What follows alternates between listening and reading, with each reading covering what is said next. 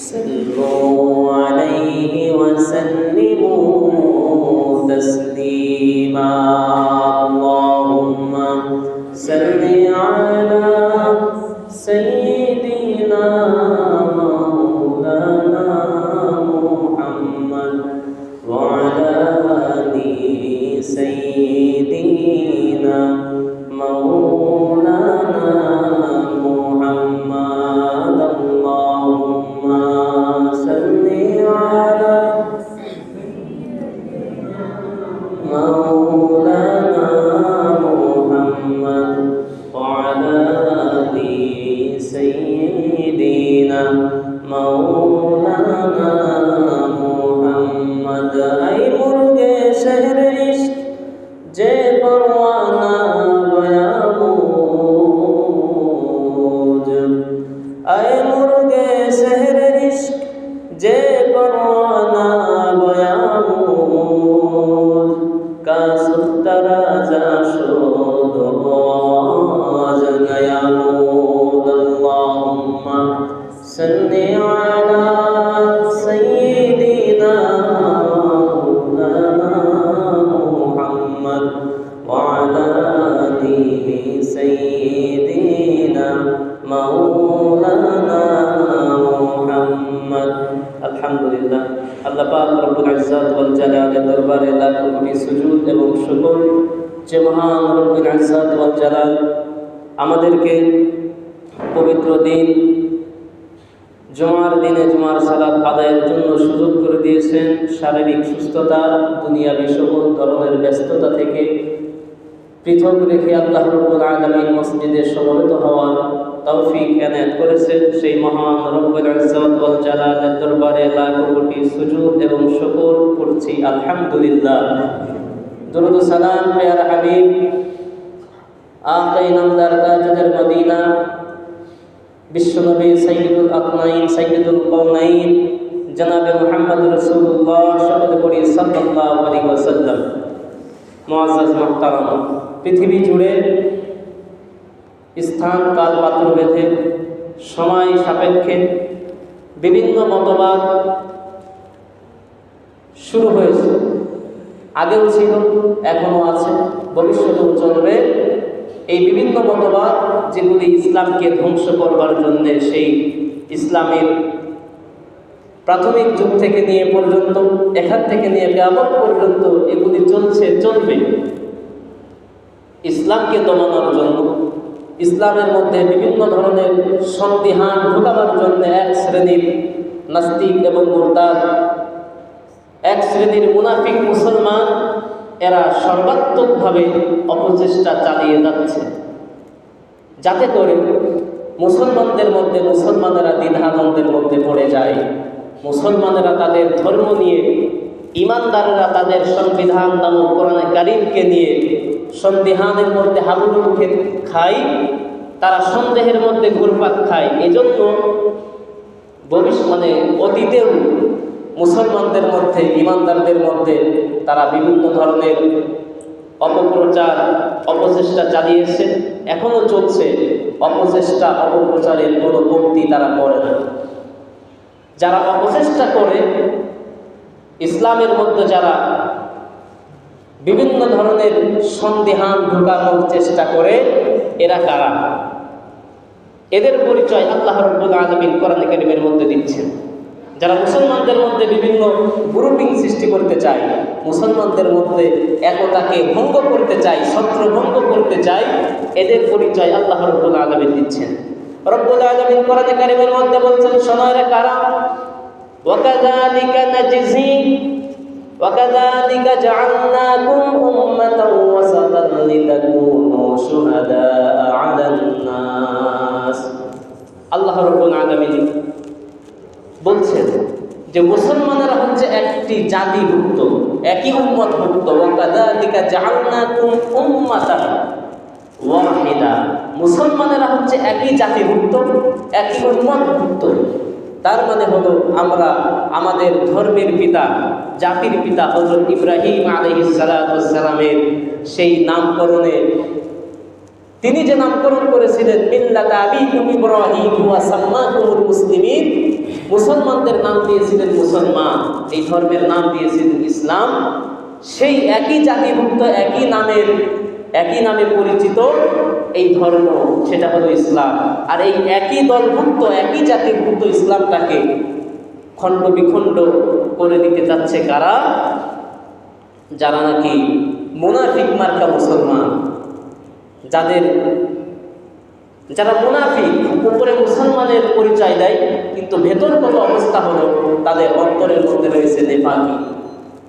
এই যারা নেফাক লালন করে তাদের অন্তরে, এরা হচ্ছে মুসলমানদের মধ্যে বিভিন্ন গ্রুপিং সৃষ্টি করতে চায়, মুসলমানদের মধ্যে সন্দিহান ঢুকানোর চেষ্টা করে। আজকে দেখেন আমাদের বাংলাদেশের সর্বোচ্চ বিদ্যাপীঠ ঢাকা বিশ্ববিদ্যালয়। আমাদের দেশে যত ধরনের নাস্তিক এবং মুরতাদের আবির্ভাব ঘটে, সকলের আবির্ভাব ঘটে 99%, মানে নাস্তিক আর মুরতাদদের আবির্ভাব ঘটে কিন্তু এই ঢাকা বিশ্ববিদ্যালয়ের এই রাস্তা ধরে। সেখান থেকে যারা ডেলিভারি হয়ে আসছে অধিকাংশ দেখা যায়, কিছু সব ডিপার্টমেন্টের না, কিছু ডিপার্টমেন্টের দেখা যায় তারা নাস্তিকবাদ, তাদের মগজ এমনভাবে ধোলাই করে দেয়, নাস্তিক মুরতাদ সেখান থেকে ডেলিভারি হয়। দেশের সর্বোচ্চ বিদ্যাপীঠ ঢাকা বিশ্ববিদ্যালয়, যেখানে আমাদের ছেলেরা মেয়েরা যদি একবার চান্স পেয়ে যায় জীবনে আর লাগে কি? আমরা মনে করি যে সেখানে যদি একবার চান্স হয় ছেলে মেয়ের লাইফ সেটেল, কিন্তু সেখানে এমন নাস্তিকবাদ শেখানো হয়। বাংলাদেশের এই যে 95% মুসলিমের দেশ, এদেশের টাকা দিয়ে সেই বিশ্ববিদ্যালয়ে চলে, সরকারি টাকা মানে জনগণের টাকা। আর সেখান থেকে শেখানো হয় কি? নাস্তিকবাদ। সেখান থেকে শেখানো হয় মুরতাদবাদ, সেখান থেকে শেখানো হয় খোদাদ্রোহিতা। তো এই বিষয়গুলি আমাদের শিক্ষিত সমাজের মধ্যে সব থেকে বেশি, যারা বোঝে না, যারা অশিক্ষিত, যারা সাধারণ মানুষ, এরা তো বোঝে না। কিন্তু যারা বুঝেও না বোঝার ভান ধরে বিভিন্ন ধরনের খুঁত তালাশ করে ধর্মের মধ্যে ভুল ধরবার চেষ্টা করে, এরাই হচ্ছে শিক্ষিত শয়তান। শিক্ষিত হয়েও অশিক্ষিতর মতো কাজ করে, শয়তানের মতো কাজ করে, এদেরকে বলা হয় শিক্ষিত শয়তান। এদের একটা বুদ্ধি হলো যে নারী আর পুরুষ সমান অধিকার চাই। নারী আর পুরুষের সমান অধিকার ইসলাম প্রতিষ্ঠিত করে নাই, এটা হচ্ছে তাদের একটা বুদ্ধি। নারী আর পুরুষ সমান অধিকার দিতে হবে, কিন্তু নারী এবং পুরুষের সমান অধিকার আজকে আমরা চেয়ে কেন নিব? আজ থেকে 1400 বছর পূর্বে আল্লাহ সুবহানাহু ওয়া তাআলা পবিত্র কোরআনুল কারীমের মধ্যে নারী আর পুরুষের সমান অধিকার তো দূরের কথা, উপরন্তু কিছু ক্ষেত্রে পুরুষের থেকে নারীর মর্যাদা, তার সম্মানকে আল্লাহ রাব্বুল আলামিন 3 গুণ পর্যন্ত বৃদ্ধি করে দিয়েছেন। সুবহানাল্লাহ। কিন্তু আজকে সেখানে শেখানো হচ্ছে কি? সেখানে যারা মেয়েরা পড়ে, আমাদের বোনেরা মেয়েরা, তাদেরকে শেখানো হয়, তাদেরকে টিচিং দিচ্ছে, তাদেরকে মগজ ধোলাই করতেছে যে ইসলাম ধর্মে নারীদেরকে ঠকানো হয়েছে, নারীদেরকে সম্মান দেওয়া হয় নাই, নারীদেরকে ঘরবন্দি করা হয়েছে, তাদেরকে বোরখাবন্দি করা হয়েছে, তাদেরকে আপনার কি তাঁবুর মতো, তাঁবু দিয়ে যেরকম একটা জায়গাকে ঘিরে রাখে, মেয়েদেরকে ইসলাম নাকি এভাবে তাঁবু দিয়ে ঘিরে রেখেছে, তাদেরকে ঘরবন্দি করেছে, তাদের স্বাধীনতায় হস্তক্ষেপ করেছে। কিন্তু আসল কথা হলো যে কোরআনুল কারীম এবং ইসলাম ধর্মে নারীদেরকে যেভাবে ইজ্জত দেওয়া হয়েছে, সম্মান দেওয়া হয়েছে, পৃথিবীর অন্য কোনো ধর্ম, অন্য কোনো বর্ণ, অন্য কোনো মতবাদ নারীকে এত সম্মান দেয় নাই যেমন সম্মান দিয়েছে ইসলাম, যেমন দিয়েছে কোরআন, যেমন দিয়েছে আল্লাহর নবী সাল্লাল্লাহু আলাইহি সাল্লাম। বলেন ঠিক কিনা? নারীকে নবী করিম সাল্লাল্লাহু আলাইহি সাল্লাম যখন আবির্ভূত হলেন, তিনি যখন নবুয়ত পেলেন, নবুয়ত পাওয়ার পূর্ব পর্যন্ত সে সময়ের সেই সমাজের যেটাকে বলা হয় আইয়ামে জাহেলিয়াত, সেই জাহিলি যুগের নারী অবস্থা কেমন ছিল? তখন তো নারীদের যে এমন পরিস্থিতি, নারীর অবস্থা ছিল, এমন পরিস্থিতি ছিল, নারী সন্তান, কন্যা সন্তান জন্মগ্রহণ করেছে, এই কথা যদি শুনত তাহলে এই কন্যা সন্তানকে জীবন্ত পুঁতে ফেলা হতো। এই ইতিহাস শুধু ইসলাম ধর্মের মধ্যে না, এই ইতিহাস অন্যান্য সকল ধর্মের মধ্যে, ধর্মীয় গ্রন্থে এগুলি লিপিবদ্ধ করা আছে। শুধু মুসলমানদের কোরআন হাদিসে আছে এটা কিন্তু না। জাহেলি যুগের যে জাহেলিয়াতের আচার আচরণগুলি ছিল, এগুলি সব ধর্ম তাদের ইতিহাস গ্রন্থে লিপিবদ্ধ করেছে। হিন্দু ধর্মে তাদের ইতিহাস গ্রন্থের মধ্যে আছে, বৌদ্ধ, খ্রিস্টান, প্রতিটি ধর্মের যে ইতিহাস গ্রন্থ, তাদের যে ধর্মীয় গ্রন্থ, সেগুলি আইয়ামে জাহেলিয়াতের যে তাদের কৃষ্টি কালচার ছিল সেগুলি বিস্তারিতভাবে বর্ণনা করা হয়েছে।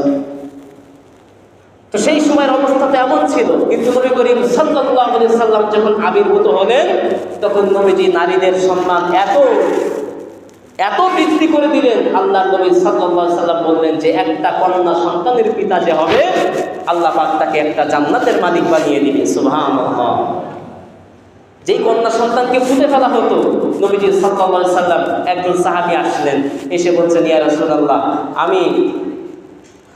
আমি আমার নিজের কন্যা সন্তানকে জীবন্ত পুঁতে ফেলেছি এবং এর আগে 99টা কন্যা সন্তানকে আমি আমার নিজ হাতে পুঁতে ফেলেছি, আমার এই গুনাহ কি মাফ হবে? নবী করিম সাল্লাল্লাহু আলাইহি সাল্লাম তখন বলছিলেন যে তুমি যখন সাক্ষ্য দিয়েছো লা ইলাহা ইল্লাল্লাহ ওয়া আন্না মুহাম্মাদুর রাসূলুল্লাহ, তোমার পূর্বের সকল গুনাহ আল্লাহ রাব্বুল আলামিন মাফ করে দিয়েছেন। সুবহানাল্লাহ। ইসলাম আনার কারণে, ঈমান আনার কারণে, ইসলাম ধর্মের কাছে নিজেকে মাথা নত করে দেওয়ার কারণে তোমার পূর্বের সব গুনাহগাতা মাফ হয়ে গেছে। 99টা অন্যদের কন্যা সন্তান তাকে ভাড়া করা হতো, ভাড়াটিয়া গুন্ডার মতো তাকে ভাড়া করা হতো যে আসো আমাদের একটা কন্যা সন্তান হয়েছে, তাকে পুঁততে হবে, মাটির নিচে গেড়ে দিতে হবে, জীবন্ত পুঁতে ফেলতে হবে, পাহাড় থেকে ফেলে দিতে হবে, তাকে ভাড়া করে নিয়ে যেত। আর নিজের কন্যা সন্তান দিয়ে মোট 100 কন্যা সন্তানকে সে নিজ হাতে হত্যা করেছে। আল্লাহ নবী সাল্লাল্লাহু আলাইহি সাল্লাম বললেন যে তোমার এই গুনাহ মাফ হবে। আর একজন সাহাবী এসে বললেন, ইয়া রাসূলুল্লাহ, আমি ইসলাম ধর্ম গ্রহণ করার পূর্বে 3 শতাধিক কন্যা সন্তানকে আমি ক্রয় করে, টাকা দিয়ে খরিদ করে তাদেরকে মুক্ত করেছি। মানে পিতা চাই যে কন্যা সন্তান হয়েছে তাকে মেরে ফেলতে হবে। এই খবর পেয়ে আমি সেই বাড়িতে গিয়ে ওই পিতার সঙ্গে, ওই দাদার সঙ্গে, ভাইয়ের সঙ্গে যোগাযোগ করে কন্যা সন্তানকে খরিদ করে আমি তাদেরকে মুক্ত করেছি। তা অন্তত 3 শতাধিক হবে। নবী করিম সাল্লাল্লাহু আলাইহি সাল্লাম বললেন, তোমার একজন কন্যা সন্তানকে মুক্ত করার সওয়াব হিসাবে আল্লাহ রাব্বুল আলামিন তোমার একটা শহীদের মর্যাদা তোমাকে দান করেছে। সুবহানাল্লাহ। এই তো কন্যা সন্তানের নারীদের মর্যাদা প্রতিষ্ঠিত করেছে ইসলাম, নারীদের মর্যাদা প্রতিষ্ঠিত করেছে কোরআন। কোরআনে কারীমের মধ্যে সূরা আল ইমরান 3 নম্বর পারা, সূরা আল ইমরান আয়াত নাম্বার 14। আল্লাহ রাব্বুল আলামিন বলছেন, শোনো, زين للناس حب الشهوات من النساء والبنين والقناطير المقنطرة من الذهب والفضة والخيل المسومة। আল্লাহ রাব্বুল আলামিন বলছেন, আমি দুনিয়াবাসীদের জন্য 6টি জিনিসকে মনোরঞ্জনের জন্য 6টি জিনিস আমি নির্ধারণ করেছি তাদের মনোরঞ্জনের জন্য। এই 6টি জিনিসের মধ্যে 1 নম্বর যেই বস্তুটি রয়েছে সেটা হলো নিসা। 6টি জিনিস মানুষের জীবনে সবথেকে দামি, মূল্যবান। একজন মানুষের জীবনে 6টি জিনিস সবথেকে বেশি দামি, মূল্যবান। এর মধ্যে সবার আগে সিরিয়ালে আল্লাহ পাক যেটা দিয়ে আসলেন সেটা হলো যুইয়িনা লিন-নাসি হুব্বুশ শাহাওয়াত মিনান নিসা। নারী জাতি, কন্যা সন্তান, নারীদেরকে আল্লাহ রাব্বুল আলামিন মানুষের কাছে সবথেকে বেশি লোভনীয়, আকর্ষণীয় হিসেবে সৃষ্টি করেছে। একজন স্বামীর কাছে তার স্ত্রী সবথেকে বেশি মূল্যবান, একজন পিতার কাছে তার কন্যা সন্তান সবথেকে বেশি মূল্যবান। তো 6টি জিনিসের মধ্যে সর্বপ্রথম সিরিয়াল নাম্বার 1 আল্লাহ রাব্বুল আলামিন বলছেন যে আমি দুনিয়াবাসীদের কাছে তার কন্যাকে, তার স্ত্রীকে, তার মাকে, একজন ছেলের কাছে একজন মেয়ের কাছে তার মা, একজন স্বামীর কাছে তার স্ত্রী, একজন পিতার কাছে তার কন্যা দুনিয়ার মধ্যে সবথেকে দামি মূল্যবান বস্তু। এটা আল্লাহ রাব্বুল আলামিন ঘোষণা করছেন। তো কন্যা সন্তান, নারীর অবস্থা, আল্লাহর হাবিব সাল্লাল্লাহু আলাইহি সাল্লাম বলছেন যে আদ-দুনিয়া কুল্লুহা মাতাউন ওয়া খায়রু মাতা'id দুনিয়া আল মারআতুস সালিহা, রাওয়াহুল বুখারী। নবীজি বলেন আদ-দুনিয়া কুল্লুহা মাতাউন, এই দুনিয়ার সব বস্তুই হলো উপভোগ্য, সব জিনিস হলো উপভোগ্য বস্তু। এর মধ্যে সর্বোত্তম উপভোগ্য বস্তু হলো আল মারআতুস সালিহা, নেককার স্ত্রী, নেককার নারী। যেই নারী ঈমানদার, যেই নারী আমলদার, এই ঈমানদার এবং আমলদার নারী আল্লাহ রাব্বুল আলামিন বলছেন, আল্লাহর হাবিব বলছেন দুনিয়ার মধ্যে সবচাইতে বেশি মূল্যবান সম্পদ। সুবহানাল্লাহ। তো তাহলে নারীকে সম্মান দিয়েছে ইসলাম, নারীকে সম্মান দিয়েছে রাসূল। নবীজি বলছেন দুনিয়ার সব সোনা দানা রূপা টাকা পয়সা সহায় সম্পত্তি সবকিছুই মূল্যবান, কিন্তু এর মধ্যে সবচাইতে বেশি মূল্যবান সম্পদ হলো আল মারআতুস সালিহা, নেককার নারী, নেককার কন্যা। তো ইসলাম দিয়েছে নারীর সম্মান। আল্লাহ রাব্বুল আলামিন বলছেন বান্দারে 28 নম্বর পারা সূরা হাদীদ, 27 নম্বর পারা সূরা হাদীদের মধ্যে রব্বুল আলামিন বলছেন শোনো, ইয়াউমা তারাল মুমিনিনা ওয়াল মুমিনাতি ইয়াসআ নূরুহুম বাইনা আইদিহিম ওয়া বিআইমানিহিম। সেদিন অর্থাৎ কিয়ামতের দিন, ইয়াউমুন মানে হলো দিন, দিবস। এই ইয়াউমুন দ্বারা হাসরের দিনের কথা আল্লাহ রাব্বুল আলামিন বলছেন ইয়াউমা তারাল মুমিনিনা ওয়াল মুমিনাত, হে রাসূল আপনি দেখতে পাবেন সেদিন অর্থাৎ কিয়ামতের দিন মুমিন এবং মুমিনাত, মুমিন পুরুষ আর মুমিন নারীদেরকে আপনি দেখতে পাবেন ইয়াসআ নূরুহুম বাইনা আইদিহিম ওয়া বিআইমানিহিম। মুমিন নারী এবং পুরুষ তাদের সামনে তাদের দুই পাশে নূর চমকাচ্ছে, নূরের তাজাল্লি বিকিরণ হচ্ছে, চমকাচ্ছে, নূরের আলো, নূরের তাজাল্লি চমকাচ্ছে। আপনি এটা দেখতে পাবেন কাদের সামনে? মুমিন নারী আর মুমিন পুরুষদের সামনে এবং পাশে। ইয়াসআ নূরুহুম বাইনা আইদিহিম ওয়া বিআইমানিহিম, তাদের চতুর্পার্শ্বে নূরের আলো চমকাচ্ছে। এই আলো দেখে দেখে তারা হতভম্ব হয়ে যাবে। কিসের আলো? সব জায়গায় অন্ধকার, মানুষ অন্ধকারের মধ্যে আলো ঢুকাচ্ছে, কিন্তু আমাদের চতুর্পার্শ্বে আলো কেন? ফেরেশতারা সেদিন বলবেন এই আলো দেখে এই মুমিন নারী আর মুমিন পুরুষেরা হতভম্ব হবে। তারা আশ্চর্যজনিত হয়ে যাবে যে কি ব্যাপার, অন্ধরা অন্ধকারের মধ্যে আর আমাদের আশপাশে নূরের আলো জ্বলছে, নিচ্ছে, জোনাকি পোকার মতো, ব্যাপারটা কি? ফেরেশতারা সেদিন বলবেন ভাই শোনো, বুশরাকুমুল ইয়াউম, তোমাদের জন্য সুসংবাদ, জান্নাতিন তাজরি মিন তাহতিহাল আনহারু খালিদিনা ফিহা আবাদা। ফেরেশতারা সেদিন বলবে ভাই ভয় পেও না, তোমাদের জন্য সুসংবাদ ওই জান্নাতের, যেই জান্নাতের তলদেশ দিয়ে পদদেশ দিয়ে ঝর্ণা দ্বারা প্রবাহিত। সুবহানাল্লাহ। নারী আর পুরুষ একই কথা বললেন আল্লাহ পাক, যে ইয়াউমা তারাল মুমিনিন, মুমিনিন মানে পুরুষ, এটা হলো পুরুষবাচক, আর ওয়াল মুমিনাত এটা হলো নারীবাচক, স্ত্রীবাচক শব্দ। তো নারী আর পুরুষের এই সমান অধিকার আল্লাহ রাব্বুল আলামিন তাদেরকে সমানভাবে কোরআনে কারীমের মধ্যে উল্লেখ করেছেন।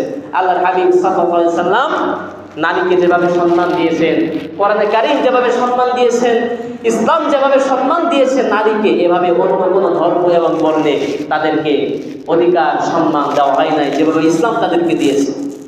আল্লাহ রাব্বুল আলামিন এই নারী আর পুরুষের অবস্থান কি, তাদের দুনিয়ায় কি পুরস্কার আর আখিরাতে কি পুরস্কার হবে, আল্লাহ রাব্বুল আলামিন ঘোষণা করতেছেন সূরা আন-নাহল আয়াত নাম্বার 97। সূরা নাহলের মধ্যে রাব্বুল আলামিন বলছেন শোনো, মান আমিলা সালিহাম মিন যাকারিন আও উনসা ওয়া হুয়া মুমিনুন ফালানুহইয়ান্নাহু হায়াতান তাইয়্যিবা। আল্লাহ পাক বলছেন মান আমিলা সালিহাম মিন যাকারিন আও উনসা, যাকার মানে হলো পুরুষ, উনসা মানে হলো নারী, মহিলা। আল্লাহ বলছেন মান আমিলা সালিহাম মিন যাকারিন আও উনসা ওয়া হুয়া মুমিনুন, কোন মুমিন বান্দা সে যদি সে নারী হোক অথবা পুরুষ হোক, সে যদি ঈমানদার হয়, মুমিন হয় আর আমলে সালেহ করে, তাহলে আমি রব্বুল আলামিন বলি নারী আর পুরুষ, মুমিন আর মুমিনাতের জন্য দুইটি পুরস্কারের ঘোষণা দিয়ে দিলাম।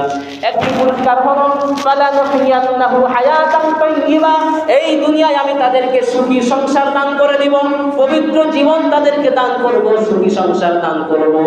এটা হলো দুনিয়ার পুরস্কার। দুনিয়ার পুরস্কার হলো সুখী সংসার। এই সুখী সংসার আমরা কে না চাই? আমরা প্রত্যেকেই চাই আমার সংসারটা সুখী হোক, আমি যেন আমার পরিবার নিয়ে সুখে শান্তিতে বাস করতে পারি। সারাদিন 24 ঘন্টা সে পরিশ্রম করতে রাজি, স্বীকার হবে যদি বলা হয় তাকে যে পরিবার, তোমার পরিবারের সব প্রয়োজন আমি মিটিয়ে দিব, পরিবারের সকল প্রয়োজন মিটিয়ে দিব, এই যদি ওয়াদাবদ্ধ হয় কোনো কোম্পানি, কোনো নেতা, কোনো ভাই, তাহলে তার জন্য জীবন উৎসর্গ করে দিতে রাজি, যে আমি আমার পরিবার নিয়ে সুখে বাস করতে পারবো, এই শর্তে যদি কেউ রাজি হয়। তো আল্লাহ রাব্বুল আলামিন বলছেন যে তোমার 24 ঘন্টা ব্যয় করা লাগবে না, কাজ মাত্র দুইটা। কাজ কয়টি? দুইটি আমল আল্লাহ পাক দিলেন। একটা হলো ওয়া হুয়া মুমিনুন, ঈমান আনতে হবে। ঈমান আনার পরে যদি আমলে সালেহ করে, 1 নম্বরে ঈমান আনা, 2 নম্বরে আমলে সালেহ করা, সৎ আমল করা, এই দুইটা কাজ যদি কোনো মুমিন এবং মুমিনা নারী করতে পারে, আল্লাহ রাব্বুল আলামিন বললেন তাদের জন্য আমি দুইটা সুসংবাদ দিয়ে দিলাম। একটা হলো দুনিয়ার পুরস্কার আর একটা আখিরাতের পুরস্কার। দুনিয়ার পুরস্কার হলো ফালানুহিয়ান্নাহু হায়াতান তাইয়্যিবা, তাদেরকে আমি দুনিয়ায় সুখী সংসার দান করে দিব। আর পরকালের পুরস্কারটা কি হবে? ওয়ালা নাজজিয়ান্নাহুম আজরাহুম বিআহসানি মা কানু ইয়ামালুন। আল্লাহ বললেন তাদের পরকালে দেওয়া হবে বড় ধরনের একটা পুরস্কার, বড় ধরনের একটা পুরস্কার দেওয়া হবে। দুনিয়ার পুরস্কার আল্লাহ পাক বললেন যে আমি তাদেরকে সুখী সংসার, হায়াতান তাইয়্যিবা, পবিত্র জীবন তাদেরকে দান করব। আর পরকালেরটা বললেন যে পরকালে তাদেরকে আমি বড় ধরনের একটা পুরস্কার দিব। সেই বড় ধরনের পুরস্কার কি? সূরা মুমিনুনের মধ্যে আল্লাহ পাক এবার বলছেন, ওয়ামান আমিলা সালিহাম মিন যাকারিন আও উনসা ওয়া হুয়া মুমিনুন ফাউলাইকা ইয়াদখুলুনাল জান্নাহ হুম ফিহা খালিদুন। আল্লাহ পাক বলছেন ওয়ামান আমিলা সালিহাম মিন যাকারিন আও উনসা, যদি কোনো পুরুষ অথবা নারী ঈমান আনয়ন করে, ঈমান আনার পরে আমলে সালেহ করে, তাহলে তাদেরকে আমি বলবো ফাউলাইকা ইয়াদখুলুনাল জান্নাহ, তাদেরকে বলা হবে জান্নাতে প্রবেশ করো, হুম ফিহা খালিদুন, সেখানে তারা চিরস্থায়ী বসবাস করবে। সুবহানাল্লাহ। শর্ত মাত্র 2টা, একটা হলো মুমিন হতে হবে, ঈমান আনতে হবে, নাম্বার 2 তাদেরকে আমলে সালেহ করতে হবে। তাহলে এই যে নারী আর পুরুষের ব্যাপারে আল্লাহ পাক কোনো ভেদাভেদ করেন নাই, কম বেশ করেন নাই। নারীকেও যেই জান্নাতে দেওয়া হবে, পুরুষকে একই জান্নাতে দেওয়া হবে, শর্ত যদি 2টা মানে, একটা হলো ঈমান আর একটা হলো আমলে সালেহ। আল্লাহর নবী আল্লাহর হাবিব সাল্লাল্লাহু আলাইহি ওয়াসাল্লাম বলছেন যে নারীর অধিকার তো এমন, মান আলা জারিয়াতাইনি হাযা তাবলুগু জাআ ইয়াউমাল কিয়ামাতি আনা ওয়া হুয়া কাহাতাইনি ওয়া দাম্মা সাবিআহু। নবীজি এভাবে আঙ্গুল উঁচা করে দেখালেন, সাহাবীদেরকে আঙ্গুল উঁচা করে দেখালেন, মান আলা জারিয়াতাইনি, যেই ব্যক্তি 2টা কন্যা সন্তান হবে, 2টা কন্যা সন্তানের পিতা যেই ব্যক্তি হবে, মান আলা জারিয়াতাইনি হাযা তাবলুগু জাআ ইয়াউমাল কিয়ামা, সে কিয়ামতে এমন ভাবে উপস্থিত হবে আমি আর ওই 2 কন্যা সন্তানের পিতা পাশাপাশি জান্নাতে অবস্থান করব। সুবহানাল্লাহ। 2 কন্যা সন্তানের পিতা আর আমি রাসূল এভাবে জান্নাতে পাশাপাশি থাকব। আমি এক জান্নাতে আর সেই ব্যক্তি থাকবে আর এক জান্নাতে পাশাপাশি। আমরা তো কন্যা সন্তান হলে মনক্ষুণ্ণ হই, প্রথম সন্তান কন্যা, এরপর আর একটা হলো সেও মেয়ে, আর 3 নম্বর আসছে সেটাও মেয়ে, চতুর্থটা আবার আসছে সেও মেয়ে, মানে মেয়ের জ্বালায় অতিষ্ঠ হয়ে গেছে। অতিষ্ঠ হওয়া যাবে না। আল্লাহ রাব্বুল আলামিন সূরা শুআরা 25 নম্বর পারা আল্লাহ পাক বলছেন যে দেখো মেয়ে কন্যা সন্তানের কি মর্যাদা, তারা যে বরকত, মেয়ে সন্তান কন্যা সন্তান পরিবারের জন্য বরকত নিয়ে আসে, রহমত নিয়ে আসে। কিভাবে? আল্লাহ পাক বলছেন ইয়াহাবু লিমান ইয়াশাউ ইনাসা ওয়া ইয়াহাবু লিমান ইয়াশাউ যুকুর আও ইউযাওবিজুহুম যুকরানা ওয়া ইনাসা ওয়া ইয়াজআলু মান ইয়াশাউ আকীমা ইন্নাহু আলীমুন কাদির। আল্লাহ পাক বলছেন ইয়াহাবু লিমান ইয়াশাউ ইনাসা, আমি যাকে ইচ্ছা, ইনাসা মানে উনসা নারী, আমি যাকে ইচ্ছা কন্যা সন্তান দান করি, ওয়া ইয়াহাবু লিমান ইয়াশাউ যুকুর, আর যাকে ইচ্ছা ছেলে সন্তান দান করি। কে বলছেন? আল্লাহ বলছেন যাকে ইচ্ছা কন্যা সন্তান। তাফসীরের মধ্যে আসছে, তাফসীরে ইবনে কাসিরের মধ্যে আসছে, সেখানে দেখা হয়েছে যে আল্লাহ পাক যেহেতু এখানে কন্যা সন্তানের কথা আগে বলছেন, কাজেই যেই পরিবারে যেই নবদম্পতির আগে কন্যা সন্তান হবে সেই পরিবারটা আল্লাহ পাক বরকত দিয়ে রহমত দিয়ে ভরপুর করে দিবেন। সুবহানাল্লাহ। যেহেতু কন্যা সন্তানের কথা আগে আসছে, সেহেতু যেই পরিবারে কন্যা সন্তান আগে জন্ম নেয় তাদের পরিবারে আল্লাহ পাক রহমত বরকত দিয়ে ভরপুর করে দিবেন। এই জন্য কন্যা সন্তান আমাদের জন্য বরকত রহমত। কেউ মনোক্ষুণ্ণ হবেন না। মেয়ে হয়েছে তো কি হয়েছে, মেয়ে হয়েছে মানেই রাসূল সাল্লাল্লাহু আলাইহি ওয়াসাল্লাম বলছেন এক মেয়ের কন্যা সন্তান যে একটা জান্নাতের মালিক সে, 2 মেয়ের কন্যা সন্তান যে সে আমি রাসূলের সঙ্গে জান্নাতে পাশাপাশি অবস্থান করবে, 3 মেয়ের কন্যা সন্তান যে মানে 3 কন্যা সন্তানের পিতা যে হবে তার জন্য আল্লাহর জান্নাত ওয়াজিব হয়ে গেল। সুবহানাল্লাহ। দেখছেন হিসাব বিনা, একটা কন্যা সন্তান যার হবে সে একটা জান্নাতের মালিক। কয়টা জান্নাতের?